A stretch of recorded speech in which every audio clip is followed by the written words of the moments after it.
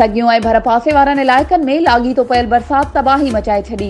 फसलनि में गोॾे जोॾो पाणी बीहण सबबि आबादगारनि खे करोड़े रुपयनि जो नुक़सान थियण जो इम्कान। लाॻीतो पयल बरसात सबबि केतिराई घर किरी पट पइजी विया।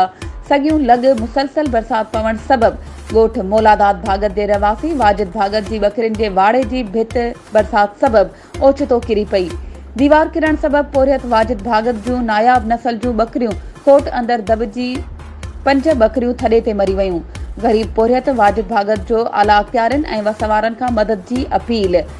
जॾहिं त सगियूं ऐं भर पासे वारनि इलाइक़नि में पयल बरसात सबबि केतिराई घर किरी पट पइजी विया आहिनि। केतिरनि ई घरनि जूं चौदीवारियूं किरी पयूं आहिनि, जंहिं सबबि घर मालिक शर्मसारी वारी ज़िंदगी गुज़ारण ते मजबूर। इंतज़ामिया को बि अमली क़दम न खणी सघी।